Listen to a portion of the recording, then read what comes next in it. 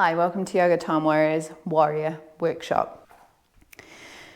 So a warrior position, you could have your back foot either slightly tilted in or parallel to the short edge of the mat.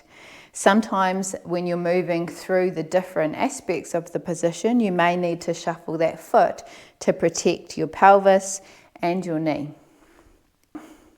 So we want the bend in the knee of the front leg, and that knee needs to be stacked over the ankle. So this here is more of a back bend. So if you think, again, you don't need to be deep here. You don't need to be deep in the legs, but we're moving, reaching our arm up overhead. We don't need to be super arched back at all. It can be simply reaching up, lengthening through the spine and contracting the muscles of the back.